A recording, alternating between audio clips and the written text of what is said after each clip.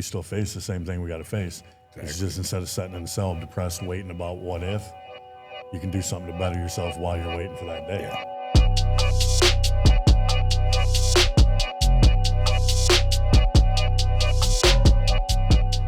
Welcome back to the Level Up Life, Muscle and Mindset Mastery. I'm your host, Adam. Got Waz with me. Special recording location. We're inside Midland County Jail today, and we have two gentlemen with us. Let you introduce yourselves. I'm Bill Jones. Benjamin Benchley. Thank you both for coming on. We appreciate your willingness. So let's dive right into the recovery pod in general. I want to understand from your perspectives the difference between general population and what you guys are experiencing in here. It's night and day. Like, it's not a punishment. Like in the other pods, you seem like no matter what mindset you're in, it's for a punishment reason. So you're just in that mindset. Here's, the COs act different. The philosophy's different. We've got not just classes like speaking at you, but like when you come in, working out, we do our lesson while we're doing something else. Yep. It's just the overall feel. It's we're still getting punished for something we did, but it's not like a dog in a kennel type feeling. Mm-hmm. It's more like this isn't who you are. It doesn't define you. Yeah, you know? It's humanizing, right? Yeah. What about you? I just think it's great that the jail has put this pod in here because it's unlike any other jail I've been in. It's completely different. I feel like the COs treat everybody really well here, and just I feel blessed having this recovery pod because it gives me a chance to work on my recovery still because I'm on recovery court. So instead of it being a pause and me being put in D-pod where the atmosphere is completely different, it's gives me a chance to realize some things about myself and keep moving forward in my recovery. Yeah. Now, were either of you guys in J-pod before this was turned to the recovery pod? No. This was my home 2 weeks at a time for about 13 months, and wondering, with it being open, was still more relaxed, but it was most certainly jail while I was here, where I know them other pods a little bit different, but how that difference is, and just with interacting with you guys before with the workouts, I can see that huge difference, and it's definitely not as busy in here as it was all them years ago for sure. Yeah, so I'm recovery court alumni, graduated it was January 4th, 2018. That program was enormous in my success. The accountability was never lifted, but they guided you along the way, and I feel like that runs parallel with this, and now you just get to get started a little bit sooner if someone's going into a program like that. Have either of you spent significant time? I know we spent time together. Long time ago. Yeah. What was that, 2008? Yeah. So over the course of your years, you in incarcerations, you get a mode, right? Right. That jail mode, as soon as the doors click in booking, it's like time to go into jail mode. And I think that can be a restricting factor in people's growth, especially when you're trying to work through, like for me, trauma was a big portion of my addiction. So if I didn't have the opportunity to work through that, which general population is not set up for that sort of mentality. Like, really right. Think about going, you're in D-pod or something and going, I think my using is related to this, and this.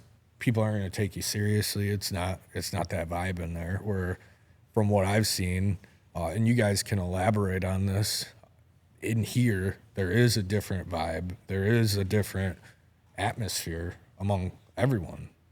Right. Like we were picked by the COs, captain, to come in here, but it's all our choice. So we're not forced to stay here. We can walk out at any time. So at least the majority is in it for the right reason, right? Like we get a little bit more freedom, but it's not that. We're like in D-pod. Like you said, you got to watch what you say because not everybody's in the same mentality. Some people just shut off. You're in jail mode. Here, it's more of a close-knit community, even as quick as that. Like in a couple weeks, we were kind of intertwined. We're doing classes, talking about stuff in front of each other that we wouldn't normally, do. So it connected us a little bit. It makes you feel a little bit more able to be recovery. We learned a lot of stuff, like backup plans and stuff like that when we get out that you wouldn't normally get anywhere else in the jail. I mean, you might get AA class once a week, but you don't have a coach opportunity and sponsors and programs and all these people rooting for you, Yeah. So it's more than just a T-shirt and walking around free. Like we put in the work every day. We've got classes, we got people that come in. You can't hide from it and just go through the motions in here, or you're called out immediately. Everybody knows, Right. So it's just a whole different atmosphere in here to me. You can pick up on that too. Yeah, for sure. Like when I came in, I was like, I knew right away who's all bought in 100%, and I've seen like a little bit of progress out of people. It's, I mean, the old phrase, you can't bullshit a bullshitter, right? Right. Well, even you working out, right? Like you see who's doing it for real and who's not feeling it that day or whatever, right? So working out might not be for everybody, but it's part of the programs because you're teaching stuff in between it. So if you're not going to do that, well, you're not going to do NA or AA or any of the other stuff neither, right?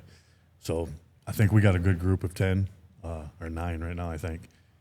I don't know how much that dynamics would change if it was filled up with 36 people. It'd probably take a lot longer to get, tight knit like we were.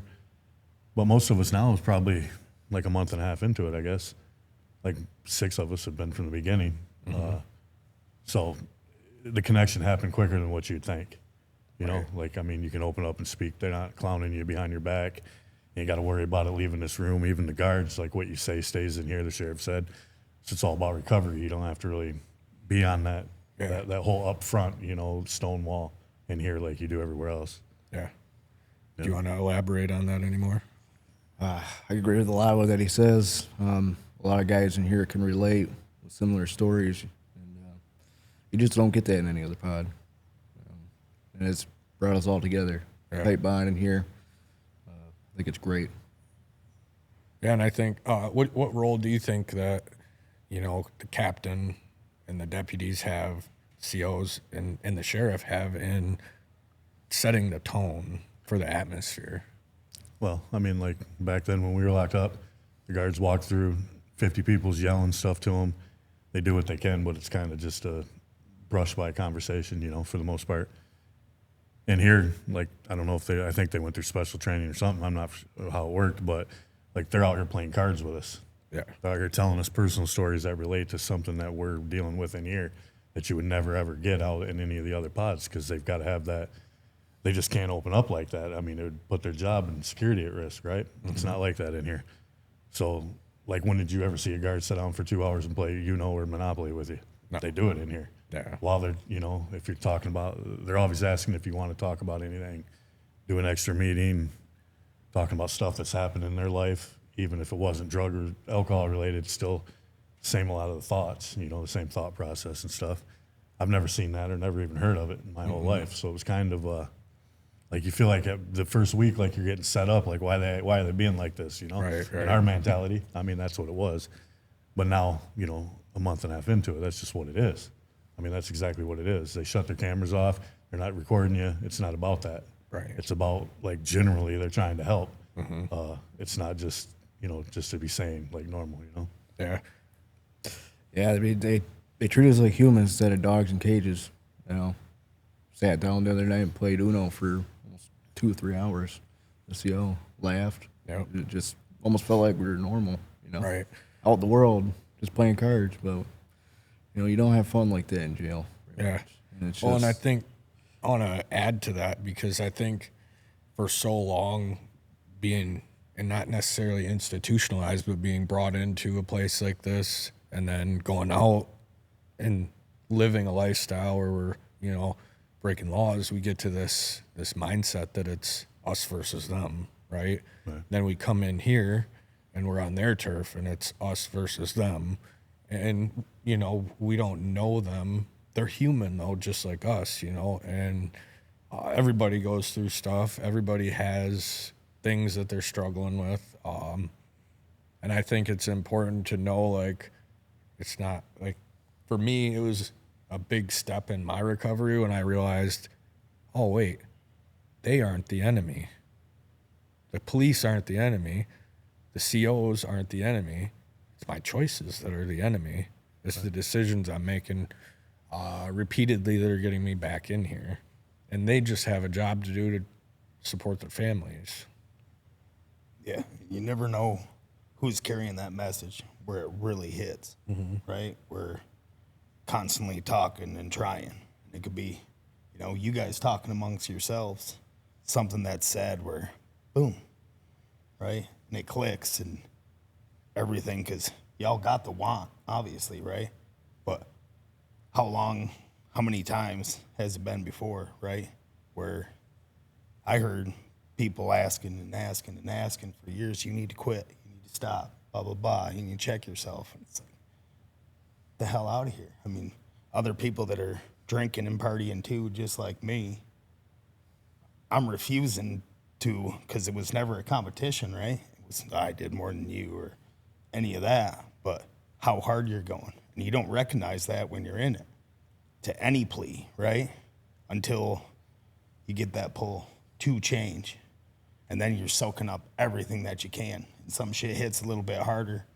And it's more of a gut punch when they say that thing that really hits you when you open up. And the more vulnerable you are, the quicker you're going to come to succeeding. And now you're on a completely different road, and it's just up, up, up. Yeah. I remember my experience in D-Pod here, and I talk about it a lot, where I had my light bulb moment, and I realized that when I overdosed, it wasn't the paramedics' fault that I got charged with a crime. It wasn't the police. It was my fault. Going back to my decisions, and that's accountability, right? It's hard in general population to really, I guess, embrace that as much. You just kind of gotta, quiet down, not talk as much, try and just ride the time out, right? But I think the benefit in here is this place is an environment that allows you to be accountable, right? You guys hold each other accountable too. I know we discussed it in one of the workout classes where it's like, you guys are on the front lines of what this is, and the future of it could depend on the success you guys have, right? Not saying everyone is going to get out and do great things, and it's not about that. It's about planting seeds of change at the very least. Because how many times, I know it was 3 different bouts for me in incarceration where it really clicked for me, where I was like, all right, I need change.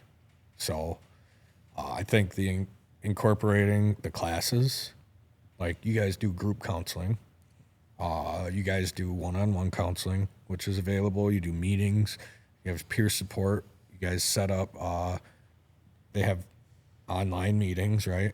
We have helping men recover. We have trauma class. We have reentry, besides the stuff that you said. And we got a pastor that comes in for a special program that he set up, not just normal church. We got job skills through school, special program they made for us for people that's already graduated, more of a when you release job program situation. What we get?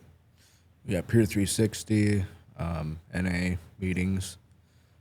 Buddy came in the last couple weeks and did that with us, and he's just a great guy to talk to. Dude, he's a very relatable story. Amazing. With a lot of us. Same with Joel. Joel's Yeah, that's awesome. the other thing. So instead of I don't know, most of the time when you're court ordered to do something, you're not as open to it, right? Yeah, it's checking a box. And it's going to a specific location, whether you like it or not. If you feel comfortable with the people or not, you may not feel comfortable with your counselor, right? It might not be your fit. But here it's 1016, JNA. It's a mixture of, so you're probably going to be able to relate and fit with one of them. Mm-hmm. It's not just one option that you're forced to do. So maybe for the backup plan, when you get released, it'll work a lot better because you found somebody you're comfortable with speaking to, not somebody you're forced to, and you can follow that plan. Yeah. So they've got a lot of different options in here. It isn't just one program that's stuck down your throat. There's different agencies that's coming, Yeah. So hopefully out of one of the agencies that you'd find somebody comfortable with, which is a lot better chance than just being court ordered to go to one person, Yeah, and you're getting exposed to the recovery community Yeah. while you're in here. So then when you get out, you know, like for me, it was when I got out of treatment, I was so nervous to go into my first meeting when I got back because I was like, who am I going to see? Like, is this, I have to go to it. It's court ordered. But like when I walked through those doors and I seen people and I was like, you're in recovery? You're in, and these guys are hugging me and they're like, Adam, I'm so glad you made it out. You didn't become a statistic, you know.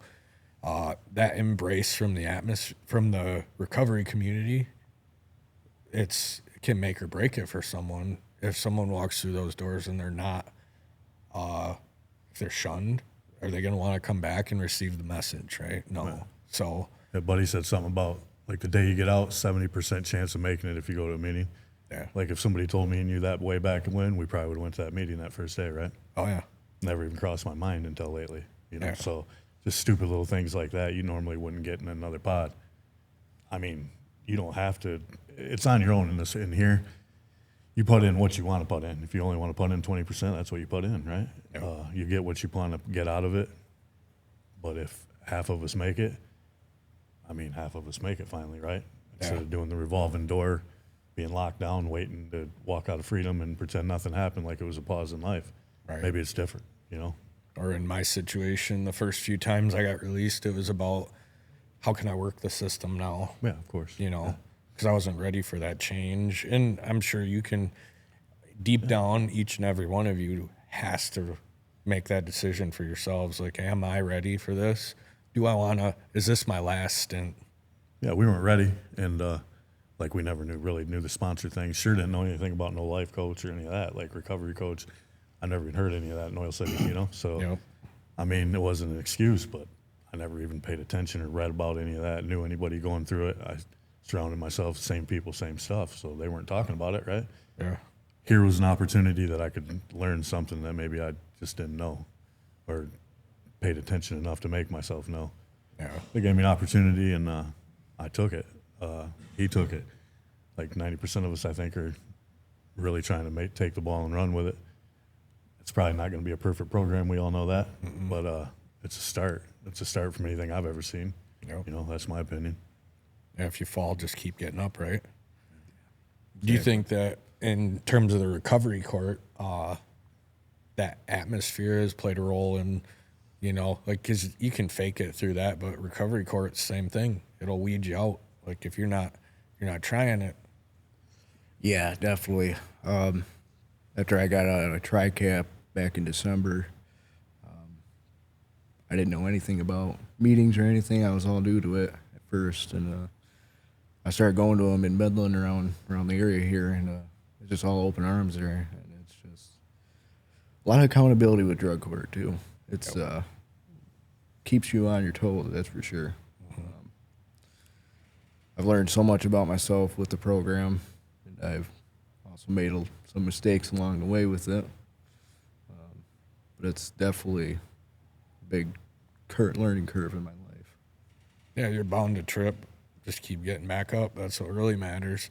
So I want to talk about like, so the difference. There's two topics, right? Accountability, which we've touched on a little bit, and then jail code. As far as like when we're out, we talk about snitching.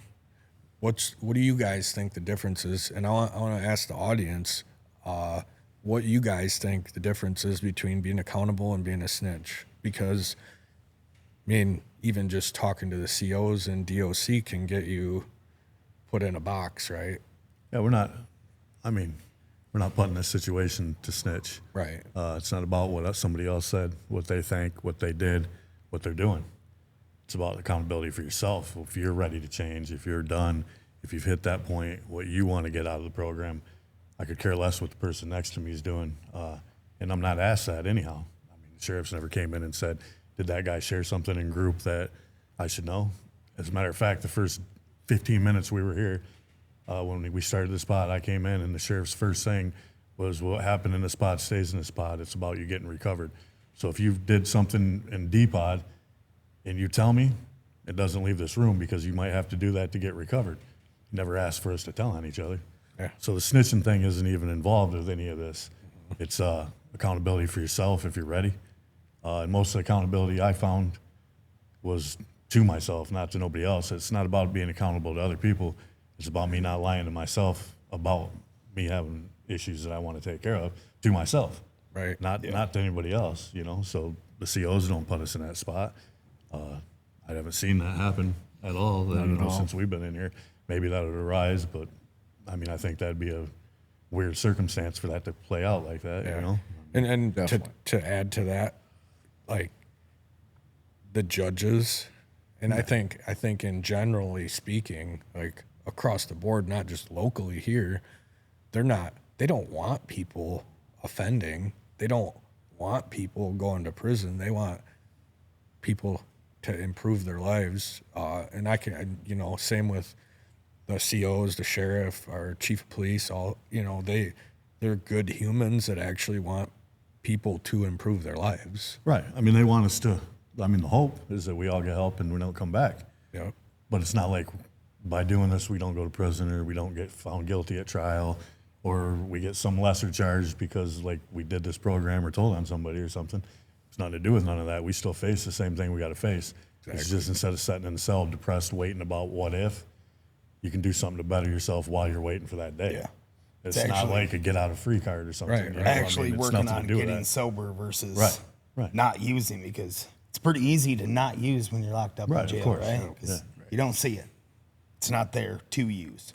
I mean, it was in here in my moment, and with that 2 weeks on, 2 weeks off, thank goodness Judge Beal, they never dealt with anything like that.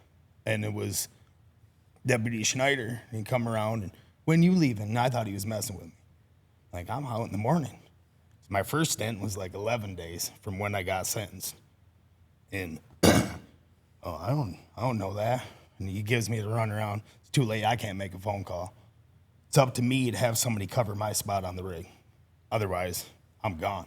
I might as well do my whole bit straight. No, I'll go look. Whatever.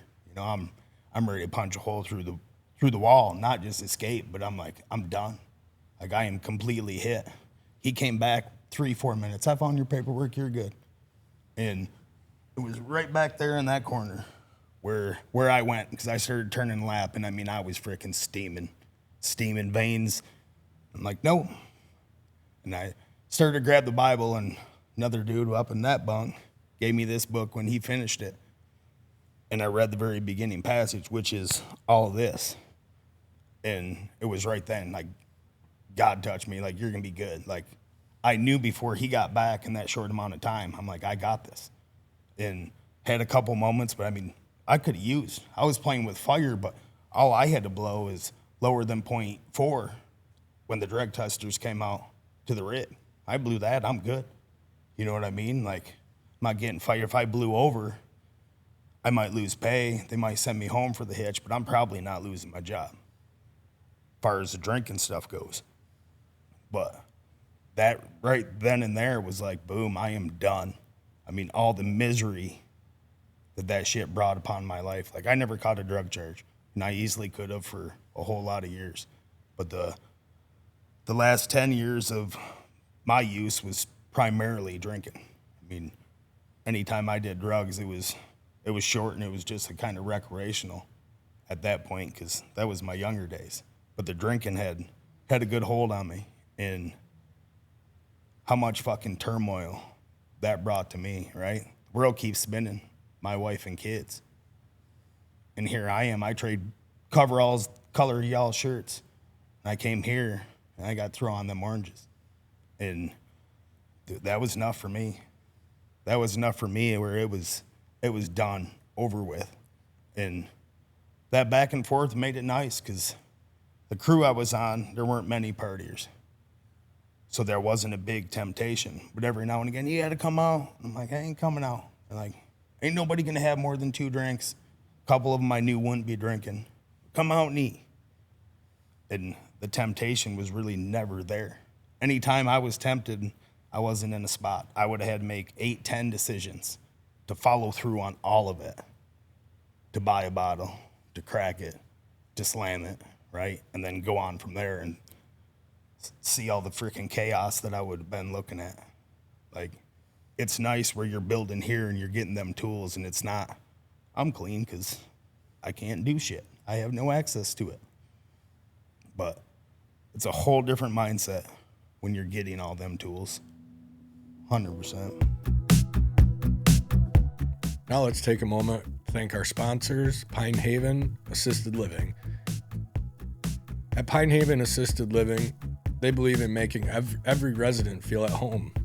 Nestled in the peaceful countryside of Hemlock, Michigan, they offer compassionate care in a family-like environment where residents can enjoy independence with the support they need.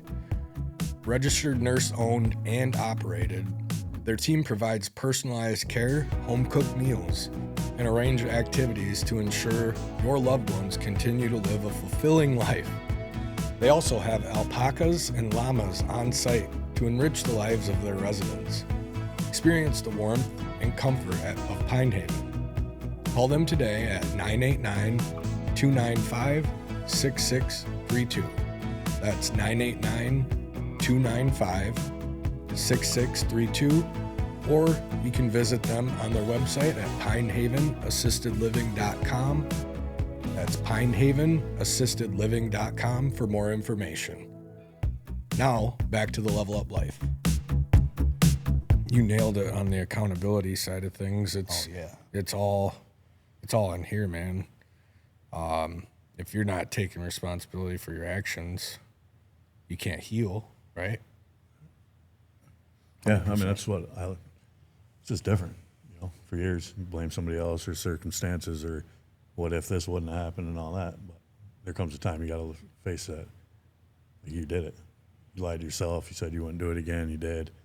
Whatever the situation is, that's the worst. You got to get through that shit yourself. Nobody can make that do that for you. Some of the classes, they help. You still have the same shitty days in here that you have in anywhere else. Mm-hmm. It's just the 0 to 100 is different, I guess, right? Because you got something that you're thinking about differently than just fooling yourself and waiting to go, just lay down. So it's different. Accountability was just a bitch for me. Always has been. I don't know why. I could almost admit to somebody else something that I couldn't admit to myself sometimes. Makes no sense. It's just how it was. I'm just hard-headed like that, It does, though. I mean, it makes sense, right? How we hold ourselves, right? Where you see, hey, man, you got this, right? You'll be all right, no matter what it is. We're quick to give that pat on the back. Hey, you're going to be okay. But when it's ourselves, we don't give ourselves that grace, right? We're downright ruthless on ourselves. And that's why it is all them tools, because it's easier to numb everything, right, when we're going through it. Because we don't do that self-talk naturally when we're going through shit as we do for everybody else.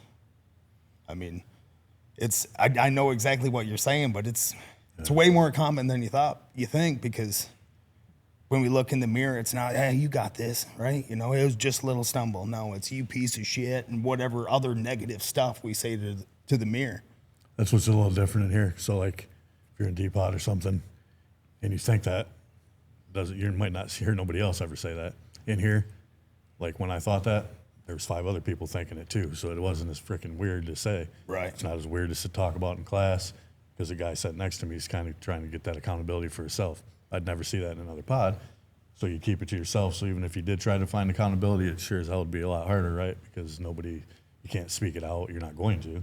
Yeah. And here, when somebody else is going through it, at least another guy, it's a little different, like maybe you're not the only one, where before you're the only one.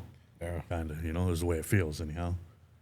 So when you guys are in here and the day-to-day is going on and you notice someone drifting, is it easy to hold others accountable? Like, hey man, I noticed because in the world, like, if I notice something off with Waz, it's important to just check in. You're like, hey, you good? And I'll use the example. I noticed someone, we were right back here working out, and someone's like, yeah, I did 35. No, someone else is like, no, you did 25, man. He's like, yeah. But that, as simple as that may be, that accountability matters, calling someone out on their, because as a community, like in the recovery community, we do that for each other.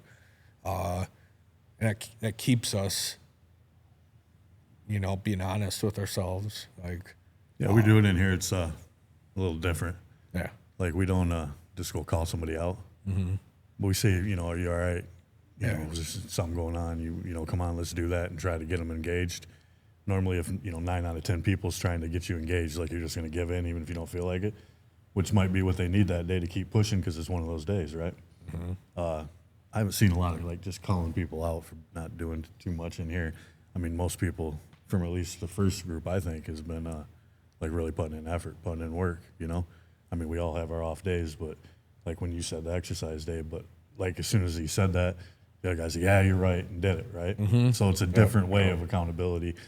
You're not picking on a guy, you're not calling him out, you're not picking on shortcomings, but you're just giving him a boost to say, It's like hey, a banter, you know, let's keep going. Yeah. Yeah, more like a fraternity thing or something, you know, like a hazing kind of, which is a polite way of getting a guy kicked in the ass to keep going, right? Yeah, yeah. We all need it. I mean, The same thing applies to the recovery community. And I mean, just thinking when you were saying that, thinking about the guys I work out with, there's some shit talking going on, and it's just that banter, right? yeah, I think it's Yeah, I've helped my bunkie out a couple times. He's want to go to a different pod, he said a few times, you know, and it's just like, oh, man, don't do that, you know. Think of what the judge would say if we went to recovery court and he heard you went to another pod. I don't think that would look too good on you. You know, so I helped bring him out of that dark headspace and, you know, got him to enjoy his class and move on with the day. Yeah, Instead of giving being up. stuck in that head. I mean, giving up out in the world because you get tough is just like in here. I mean, we still have tough days, shit sucks, fucking give up, right? I mean, it's just your go-to. We've done it for years. Yep. So, I mean, it's obviously like all the problems didn't disappear when we came in here. But if we do it like that to keep them going, and we try to talk people into staying that want to leave. The COs do. I think it's a freaking hour-long conversation for you to walk out of here because their job is to try to talk you into staying and sticking it out. It's not, you know, but we haven't really had I mean, it was a rough start. Some people just wasn't ready. But the group we've got now for the last month or so, I don't think, I mean, a couple times somebody might have just had a bad day and said something, and ain't nobody trying to get out of here. Yeah, I mean, like I said, nobody's keeping us. You want out, you can get out. We've got a very solid group here. Yeah. Yeah. Important on that I think the numbers, community aspect. you know, 10, 15 or something, that's probably good. I think if you got 36 in here, like it can hold, there's a lot of different attitudes. There's going to be somebody that just ain't ready. There's going to be somebody that just can't get out of the funk. You know, that might change. And more problems will arise about people trying to leave or people talking shit, can't really pick them up or whatever. But, I mean, the number we got right now, we just, I mean, immediately, right? Like, it seemed pretty damn immediate that we got tight. Yeah. You know, I mean. Seemed like You know? it from day one when I came Right, in. yeah. And going back to, you know, it gets hard when you get the shovel out and you start digging, going through trauma, going through, like, why are you using, right? Yeah. Why do you keep relapsing when you go out and repeating the same cycles? So in my life, I really tied that with getting under weights, pushing in, you know, in there. It starts burning, starts getting hard, right? Whatever, maybe we're doing lunges, starts getting challenging. It's really easy to be like, I'm done. I don't need to do anymore, right? I can quit at this point. It's the same. It runs parallel, right, with what you were saying about your bunkie being, you know, wanting to quit. Gets hard. It's easy to just fold. And fitness has given me that. Weight training has given me that because I get under the bar and I keep pushing, and that mentality, that mindset directly carries over into my recovery, into business, into every aspect of my life. Things are inevitably going to get hard no matter what we're doing. It can be relationships, you know. It can be a job, maybe your boss you don't agree with, or recovery court starts getting hard, right? And it's easy to just fold, but the weights have taught me you don't have to, right? Keep pushing. Yeah, I agree. I mean, I asked you, you're not even a recovery coach, but you said you'd try just because I relate to you more than I relate to some guy that's been sober 40 years, but I don't know what the hell he's talking about, right? Yeah. Just doesn't connect with me. Somebody else might connect with that guy. I mean, Buddy's got a following. Everybody connects with him. I think you just got to find your own way. They give you this place gives you the opportunity. You can't walk out and say, okay, I just got walked out and got released. They gave you the opportunity to have that other shit. If you took advantage of it or if you didn't, it's on you. The days, you know how it goes. Yeah. You can stub your toe and have a reason to get fucked up if you want to, right? Every day. Or you can get out of that mind frame and work towards the shit where not everything's a disaster every day, you know? Yeah. You did it with weights, It's everybody's got their little nick, I guess, Exactly. There's not one way to get it. Weights was same with him and I and a lot of people, but I was never conscious about the people I was around, especially with initially getting sober and now, I'm coming up on 13 years. Most of any of the people I associate with are all in recovery. Not all, but I have one buddy who's a drinker, and slowly, it's almost like I'm his wife outside the house. Because I'm like, damn, dude, and talking shit. And now, maybe one day a week, half the time, you want a fake beer? He's got the NAs. I'm like, fuck no, I don't, dude. I'm like, that's opening up Pandora's box for me, right? Because if I do that, I had one of those. Well, maybe I can have one of these other ones. When my dad watched Lions this fall. Yeah, how long is that shit going to last before I'm grabbing bottles? Before I'm around some of these other people that no, thank you. But it progresses because you don't even want to be around that shit. And it slowly just changes on every avenue, right? Where I'm not triggered to go into a bar to get something to eat. And even if it's afterwards, none of that bothers me. But there's always somebody where I'm like, I would love to knock this son of a bitch out, right? And it don't matter what substance it is, right? There's always that one person. And that's just carry on. And it's always the one too of why I couldn't. I'm like, I ain't drinking so long and I could drink that son of a bitch to shut up. Yep, you still got a problem. It didn't go away in that 13 years. And it's that thinking. And so much is perspective as you were talking, right? And when I was working out, it wasn't to be a big dude. It was to fill a good long time in a void. And I was taking long breaks and everything else, long workouts. Slowly it changed. And it's still, number one, more of a mental thing. For me, I got that tooth yanked last Thursday. I ain't able to work out, and that bugs the shit out of me mentally because it's something I need to do in my routine daily. I say go for it. Yeah, Dry of course you sockets do. only last 9 months, 6 months. That'll cancel your vacation, bud. Yeah, so the camaraderie aspect, all these components to what you guys have here doesn't give you a shorter sentence. There are some perks though, right? With some good behavior, and you guys are working hard. They implement some stuff. Sheriff took us outside a couple times. Got some pizza a couple times.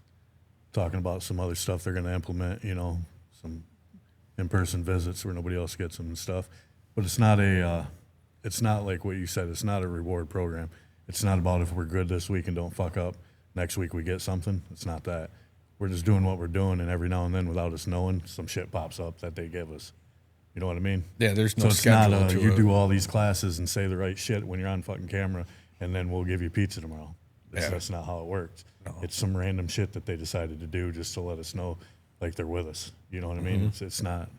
I don't think there's any benefits to this program other than what we get for ourselves. I guess it's easier time because we don't have a door right here. But other than that, we're not guaranteed nothing. That's not what it's about. I think they intentionally make it so it's not like that. It's about, well, we got haircuts. Captain Randall gave us haircuts, I guess. So, Yeah. But it wasn't because we were being good. It was just because we looked like shit, I think. Well, a good cut makes you feel good. Yeah, too, right. And I think that's what it was. Yeah. It's not a benefit-based program at all, man. that I know of. Otherwise, nobody told me, so I ain't getting nothing. You know? So, Well, it is benefit based. I You mean, have to benefit work to for us, it. yeah, like that. But Yeah. I mean, not. I don't think. I don't know. You reward yourself, or if we fail, do the same shit. Like, you know what I mean? I don't know. Most of us, why go through all this and try, and then just go do the same shit? Is what I'm thinking. Yep. Maybe it'll stick a little bit this time. You know. So That's the hope. You know. do you think that so far this pod has impacted your mentality of what you want in your future? Yeah. It's completely. Normally, I get depressed when I come to jail, you know, being stuck in my own thoughts. But here, this time in this pod, I have not been depressed one bit. I'm making plans for my future. I'm journaling, reading a lot, you know, just taking in what I can, and just figuring things about myself that I didn't know before that I can take out there and better myself. So what's your plan to stay clean and not get the sanction again? Well, I've been sober for a little over a year now. Congrats, man. That's awesome. Too. I'm just going to continue doing the right thing. Try and get my kids home. I got a CPS case with them right now, so I'm trying to work on getting them home. And just learn to be happy. Right. That's what I'm aiming for, is being happy, because I've been unhappy for a long time. Yeah. That's big. What about you? I don't know. I'm just gonna try it different this time. Like, I don't know. I did the tri-cap thing, successful and all that shit. Like you said, go through the steps, make everybody else happy. I never did it for me though. I did it because that's what they told me to do. I never knew about no real backup plan that I gave a fuck about. You know, it didn't come from where I came from. That was like the Dow kid thing or whatever. You know, where I come from. And this time is different. I'm trying to do something for me. I ain't doing it for nobody else. I didn't. Like the typical broken promises, I'm sorry to everybody and all that shit. I didn't do none of it. I don't really care about saying I'm sorry to them because it didn't mean nothing before. I'm doing it for me. Most people don't even know I'm doing it, to be honest with you. I didn't write letters about it to everybody. I didn't do nothing. So I think it's going to be different this time. I mean, talking to you, you know, we did a lot of the same shit. I mean, you did it, so I can. Right? I mean, that's what it comes down to. Actions speak louder than Look, words. yeah, too. like If look what you thought that shit 15 years ago. You'd have never thought it, right? So, would you have thought it? no, that's what I mean. So, like, what's the difference, right? Yeah. I think I'm I not just hit special. I think I hit that time. I mean, I'm not getting the shit, man. We didn't even get a pamphlet when we walked out of tri-cap. There wasn't no alcohol stuff there or nothing. Here, at least, I got some sort of chance to keep going if I want. If I mess it up, I mess it up. But I ain't in that mind frame like I was. You know what I mean? So, I think it's really important for everyone in early recovery, if you got some time in, to have some direction, have a plan, right? yeah. People looked at me like I was crazy because I sat in treatment and I said, this is literally what I'm going to do. And I laid out the steps, right? They looked at me like I was crazy, but there's science behind having a plan and then SMART goals. You guys know what those are? Yep. Specific, measurable, attainable, realistic, time-bound, or timely. So you have these set out goals. You have the big goal where you want to get to, and then all it takes once you can visualize that is put in the work day in and day out, because big wins, and I can speak from experience, I've had just owning my own business, having a podcast, being able to come in here. These are all huge wins for me, but they didn't start. It wasn't like, oh, you know, it was a bunch of little small wins along the way that I've the day in and day out. I'm sitting there Sunday and I have 4 client programs to build, and I'm I don't want to. I'd rather go outside, spend time outside, walk my dog. I'd rather, watch a movie with my wife, but I can't because I have work to do. I put a lot of pressure on myself, but at the same time, that's how I've got to where I'm at. But like you were saying, the people you surround yourself with, and I think that's a component here where everyone's got that recovery mindset, the healing mindset. I think that's really important. When you get out there, if you know this individual, might be doing this or that, you go hang out with them, you're putting yourself in that situation. That's sort of that accountability comes in. if you decide to take a trip somewhere, maybe it's Saginaw to an old dope spot. If you go that route, the result that is potentially going to happen. But if you don't go into those spots, you're not hanging around the people that are going to those spots, doing that type of activity, the chances of you staying sober and not coming back here elevate significantly. I always go back to the Jim Rohn quote. Do you guys know who Jim Rohn is? Yes. He said, "You are the average of the 5 people you're around the most." So if you hang out with 5 drug dealers, you're going to be the 6th. If you hang out with 5 people who are using or 5 drunks, you're going to be the 6th. And it kind of goes along with that cliche. If you're in a barber shop long enough, eventually you'll get a haircut. Who you surround yourself with on a regular basis really matters. So you guys, when you get out, you have the power to build that. And that can make or break it, right? And that army of us is big. And it's growing and growing. I mean, this is only going to help. You guys get out, don't hesitate and look us up, right? Door is always open, phone's always on, right? Wins and losses, reach out. Because I will pick up, I will open up. Yep, and I can vouch for some of the other recovery coaches. They're the same. They'll pick up, It's, you got to give it away to keep it. So people are willing, because it's also selfish in its core, because I want to stay sober, and how I do that is by being there for you when you're down, for you. And then there's a phrase, relate, don't compare, right? Our stories, there's a lot of similarities, and we can sit here and relate on our experiences. Same with you. We've been to recovery court, so we can relate. But once we get out that measuring stick, start taking, inventory and telling war stories, neither one of us are gonna grow in any way. It boils down to empathy, which you don't get in D-Pod. You don't get any emotion, right? Right. For sure. I think that's the biggest thing in here. Like I said, I mean, you've seen some of the COs. You ever thought you'd see some shit like that? Mm-mm. I mean, that's just not their character. That's not what their job description is, right? So I think you're right. It's a big thing here. Yeah. It's definitely empathy. Well, I want to thank you guys for coming on. I want to shout out our 2 circuit court judges that, they run specialty courts, because one of them saved my life. I really feel like that was a big contributing factor to where I'm at. Organizational skills I learned. One simple phrase, and I'm sure you've heard it, just do the next right thing. Yep. That's so simple, but it can be a guiding principle, right?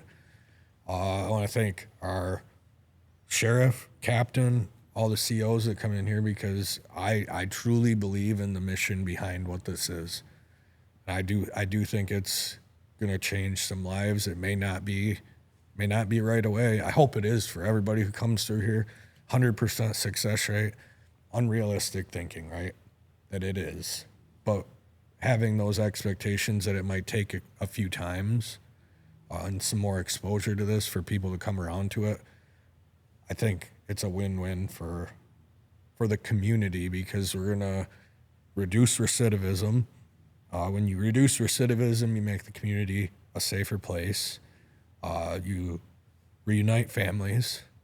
All these things are wins, not just on an individual level, but they're wins for the entire community. So thank you to everybody who tuned in. Don't forget, like, share, and subscribe.